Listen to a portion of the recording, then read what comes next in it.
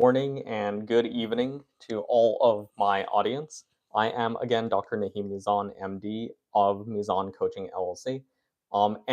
We've had a great influx. I'm based in the United States, of course, but we've had a great influx of medical students from India, Bangladesh, Pakistan, who are interested in becoming United States medical doctors. And with the recent announcement that H-1B visas will be a lot easier to receive for high professionals coming into the United States, I figure that this would be a great time to really just explain and offer a step-by-step guide to becoming a licensed United States medical doctor.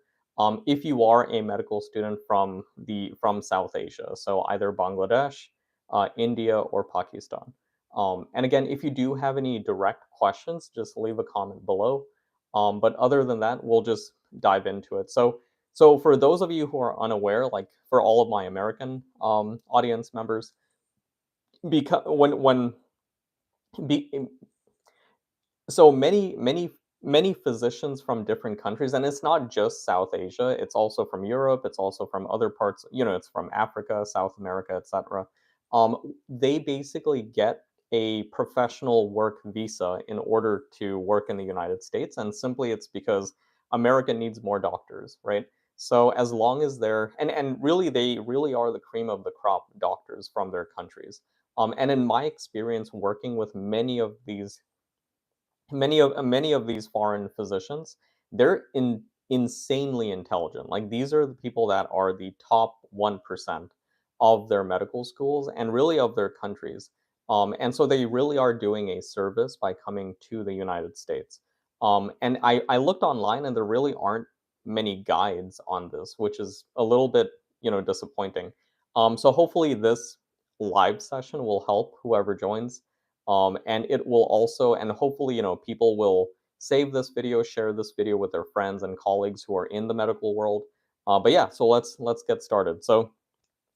So this is a step-by-step guide, and I'm reading my notes. That's why I'm looking down. But if you have any questions, I'll read the comments. So this is a step-by-step guide to becoming a U.S. medical doctor for medical students from Bangladesh, Pakistan, India. So we'll just call it South Asia. That's what we'll call it moving forward. Okay. So if you wish to practice medicine in the United States and you're from South Asia, then there are quite a few steps that you need to take. Um, so the first step, of course, is to finish your education in your country. So, so go through primary school, go through secondary school, and then eventually, go to medical school and then finish strong with your MBBS. And so for my American audience members, an MBBS is hi, great to meet you guys. And good morning, good evening, and please leave questions and comments below because I want this to be interactive. So if you have any direct questions about your medical training or any questions, just ask any questions. Um, so the first step for all of my South Asian medical students. Hi, EMT Hawks. This is basically a guide for any foreign doctors who wish to become medical doctors in the United States. That's what this video will be about. Okay, so the first step is to graduate with your MBBS. So an MBBS is a medical bachelor of surgery. So this is equivalent to a medical doctor degree or a DO degree in the United States. So if a person has an MBBS, they can apply for an MD in the United States. Okay, so graduate with your MBBS or equivalent from a recognized medical school in your home country.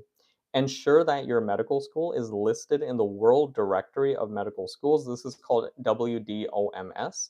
And again, like just go on their website and just make sure that your school is accredited because, like I actually did work with a client who, unfortunately, her school was not recognized by the WDOMS. And so she was not able to come to the United States to continue her medical training. Um, and the other tip, a really good tip that I have for you all is to keep all your transcripts and degree certificates handy. because you're going to need them over and over and over. Like, I'm not joking. Like, it's like every step of the way, they're going to ask for your MBBS certificate. So my recommendation here, guys, is to take photos of all of your transcripts, your certificates, etc.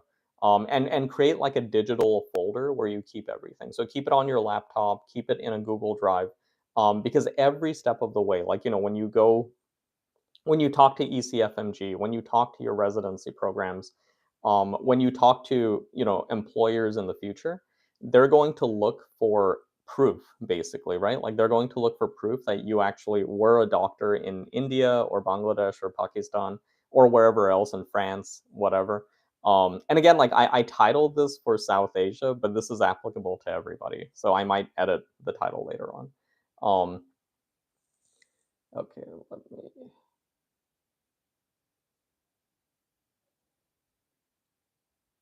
One sec. All right. So basically, so step one again is to complete your MBBS or whatever your country's equivalent is. All right. And then step two is to pass the USMLE test. So the USMLE exam stands for United States Medical Licensing Exam Tests. Um, and like right now, it's actually. But do you do VA Nexus letters? SK, what I probably do, but what is a VA Nexus letter? Like, if you can explain what that is. Anyway, so step two, like, pass your USMLE exam. So these exams you can actually take while you're in your home country. So you don't need to come to the United States. Like, many people that I know, they do what's called externships in the US. So these are basically like medical rotations when you're a med student or when you finish your MBBS. Um, but you just come to the US, you work with a licensed doctor, and they basically, like, they fight for you. So they write you a letter of recommendation. Um, they can actually say that, hey, like, this person actually worked with me, they're competent. Like, I think that they should be a doctor in the United States. Um, Nexus letters are for VA disability evaluation. Yeah, yeah. So these are disability forms. Okay, got it. SK.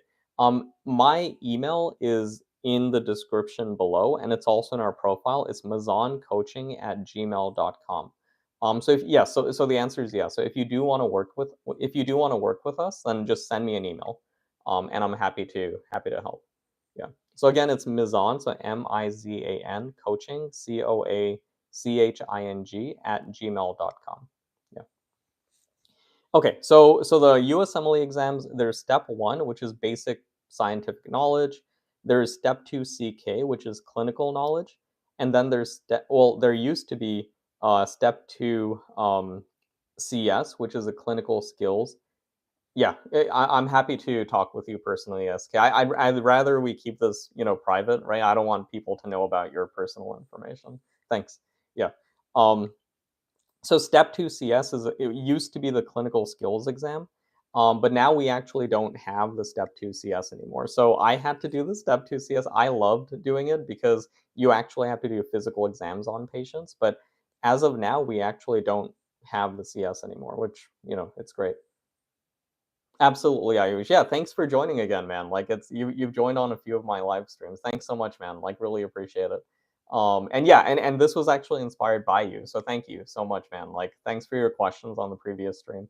And tell your friends about like, about my channel. So, like, I really want to help out as many people as I can. Um, Okay. So now we don't have the CS anymore. So basically, you're going to pass the step one, and then you're going to pass the step two CK. And I think now it's just called the step two. It's not called the CK anymore.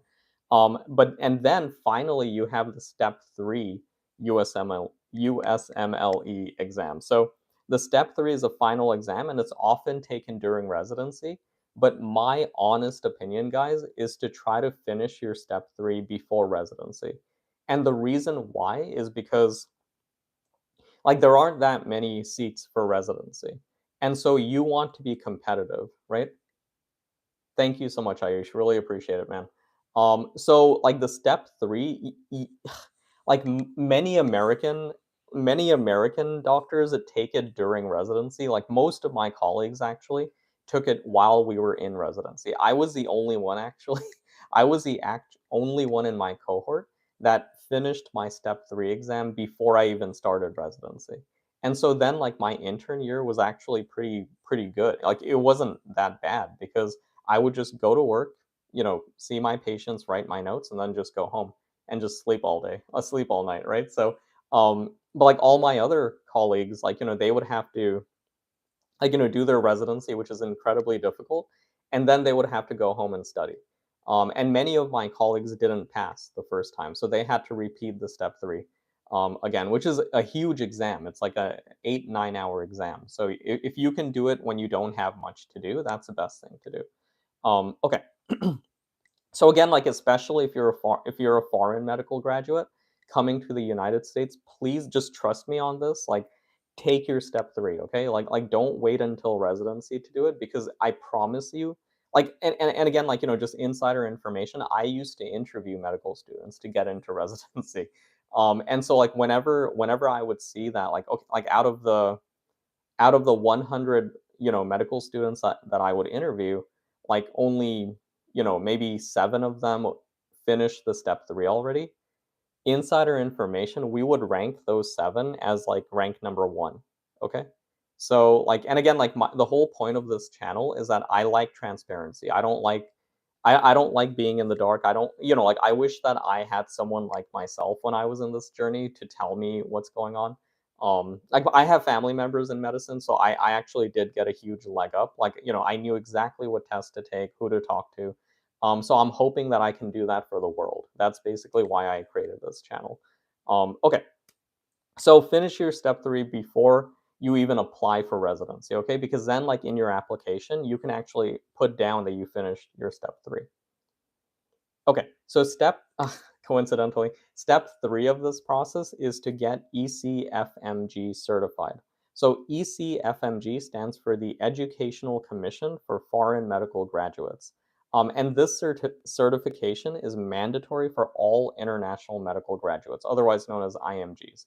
Um, and when you apply, you're gonna see the term IMG and FMG used pretty much interchangeably. Like they're the same thing. So international medical graduate versus foreign medical graduate. So IMGs is a little bit different because so IMG is like sometimes it's like America. Like for example, I went to American University of the Caribbean for medical school. I chose to go there. It was fantastic. I loved it. And so I would still be considered an IMG, but basically it's like an American, like I'm a US citizen, right? So like a US citizen who does their medical school somewhere else, like then you're considered an IMG. And FMG is someone who's not a US citizen. So usually that's what FMG that's the difference between IMG and FMG. So all of my medical students and friends in India, Bangladesh, Pakistan, Spain, like Ethiopia, like you guys will be considered FMG. So don't worry about it. It's not anything bad. It's just what these terms mean. Okay. So in order to get ECFMG certified, like the basic requirements are that you pass your USMLE step 1 exam and your step 2 exam. So the step 2 CK. And then you verify your medical credentials through their website. So through ECFMG. Um, and then like my recommendation here, guys, would be to just make an account as soon as possible because the sooner you make an account, like the sooner they can get the process going for you. So and it takes a really long time, right? Because like number one, like all these applications take a really long time. Oh god, yeah. I'm so glad I'm done with that part of my life, man, because like like each exam is like 6 to 9 hours, So it's like, I would study like a crazy person for like 2, 3 months. Like every single day I would study for like, probably like 4 to 5 hours. And then I would take the exam, and the exam itself is like, 6 to 9 hours, right? Depending on which exam. But you got this, man. Like, don't worry. And also in your medical school, like, they're gonna give you bigger and bigger tests. And again, I think I told you last time you were here, my wife graduated from um, she's a medical doctor from India. So I'm from the US, I'm from California. Like, I grew up here, but my wife is from India. And so like she did medical school in India and then she did the whole visa thing and came here and married me and everything. So you got this, man. Like don't worry, like, just make sure you study every day. Okay. So again, step 3 is to get ECFMG certified. Do it very soon. Like, do it when you're taking the step 1, step 2. Okay. Step 4 is to apply for residency in the United States. Very good. Good job, Ayush. Yeah, you did your research. Good job. So step 4 is to apply for medical residency in the United States. So we use what's called the NRMP. So that stands for the National Resident Matching Program, to apply for residency program. So this website basically tells you like what programs are active for the upcoming year and what they're looking for. So, for example, like, my program only had family medicine, and there were like I think 8 seats. That's it. So it's like an entire hospital with like one specialty with 8 seats. If you look at like the East Coast usually tends to have a lot of residency programs simply because there's so many people, right? Like the population is really big. So if you are struggling to get a seat, I would recommend applying for, New York, New Jersey, these types of areas. Okay. So when you make your NRMP account, you also have to prepare what's called an ERAS account. So ERAS stands for Electronic Residency Application Service. And so this is a really long application. Okay, so this is going to take you this is going to take you like a month to finish. So you need letters of recommendations from many, many people. Like I would recommend getting it from like your favorite professors, any doctors that you've worked with during your medical school training. But if you like, try to get as many letters of recommendation as possible. Like I think I had like 6. Um, so again, and this is all because you have to be making good connections during medical school, right? Don't say anything dumb. Don't treat people poorly. Um, make sure that you're a good person, like throughout your entire career. Um, yeah, just in general, be a good person, right? So okay, and then like you need to write a very strong personal statement. And again, like my business, we help with all of this, by the way. So if you do need any help, just contact us at mizancoaching@gmail.com. And we offer all of this, by the way. Like we offer personal statement help. If you need a letter of recommendation, I will write one for you. Um, if you need help like with your resume, with your CV, anything, just contact us at mizancoaching@gmail.com. And one of our employees will help you get in contact with me. And I can help you become a US medical doctor here. Okay. So then, of course, you need your USMLE scores.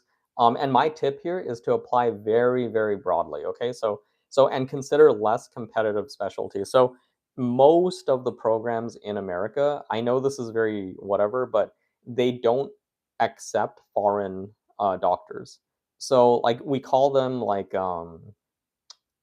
what is it called? It's like whatever, like it's like in-state friendly or something, or like US friendly. But basically, it means that like medical residency programs in the United States, they don't even consider if you're a foreigner. They don't they don't offer visas. They don't accept you. They don't even look at your application. So like go make sure that when you make your ERAS account and your ECFMG account, like you can actually see which programs are good for foreign or international medical graduates. Okay. So step 5 is to, finally obtain a and this is there's 2 steps that are kind of happening together. I'll explain this. So step 5 is to obtain your US medical license. So after completing residency, apply for a state medical license. Requirements vary by state, but generally include your ECFMG certification, completion of the USMLE Step 3, and completion of residency. But every state's medical board is completely different.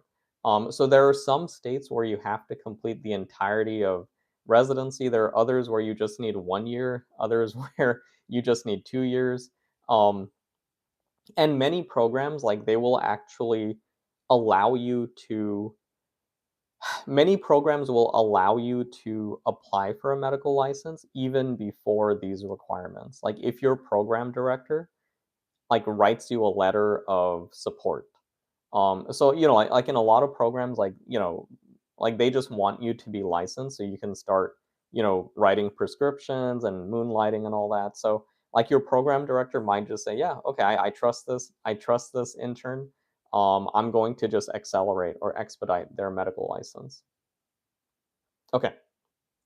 So then while you're in residency or basically right before residency, like you should secure a work visa to come into the United States and work in the United States, right? So most international or foreign medical graduates use a J1 visa for residency or the H1B visa for post-residency employment.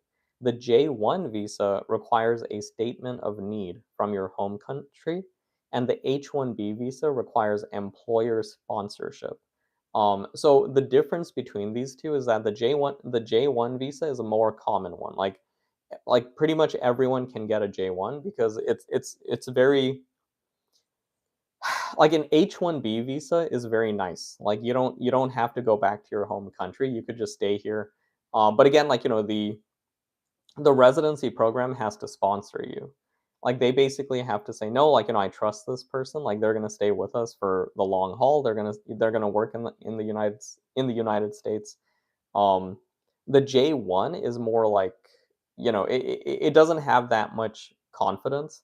And so like, usually with a J1, like, there are a lot more rules that there are a lot more hurdles that you have to jump over. Um, but yeah, so I would recommend like, if you are looking between the J1 and the H1B, go for the H1B visa because like that one just gives you basically it gives you steps to become a permanent resident down the line.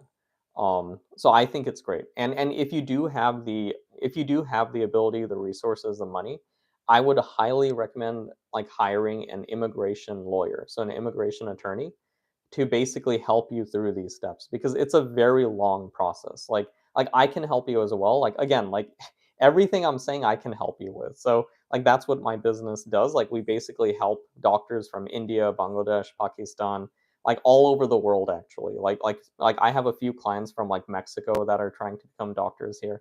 So if you do need our help, again, our email is mizancoaching@gmail.com. And it's in our profile, it's everywhere. It's in our description, it's in our profile. So like, reach out to us and we can help you, with all these steps, like if you work with us directly. Okay. So next, like now you've gotten your work visa, you've finished residency. What do you do? So now you can start practicing in the United States.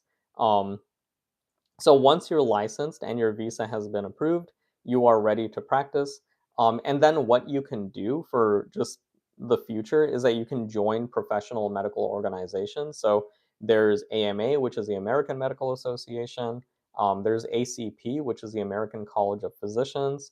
And these are great just for like networking, career growth. Like I've actually gotten a few job offers because I was part of these organizations. I was also part of like AAFP, um, which is like the family practice or family medicine like group or organization, whatever. But yeah, so these are really just these are the concise steps to becoming a U.S. medical doctor. Like if you're not in the United States. Um, but I'll stay on for about like a minute more to see if there are any questions. But thank you everyone for joining. And again, like I keep saying this, but just contact us directly because like these comments are great, but like I don't want your personal information to be revealed. And if you work with us directly, then you can send us transcripts and letters, and we can help you with that. Yeah. So let me take a look here if I missed anything. Okay, perfect. Oh, and I guess, like, the other thing is, like, I highly recommend UWorld. So UWORLD. So UWorld is literally the only question bank I used for all of my medical training. So UWorld is fantastic for for your step one, step two, step three. There's a lot of and even for your board exams, like when you take your internal medicine, family medicine, surgery board exam, like I highly recommend UWorld because the user interface is great. The questions are very good, um, and like it's constantly updated too. So like there are a lot of question banks out there. There's MKSAP, so MKSAP. There's what was the other one? If you know chat, let me know. But like there's another like medical question bank that a lot of people use, but like I've used like three or four, and UWorld is like the best in my opinion. Yeah. Okay, perfect. So yeah, so I guess that's it. Like, I'll put my contact information in the description. I'll put a summary of, this session like in the description. Um, but thank you all for joining and until next time and hope this helped people. All right, take care.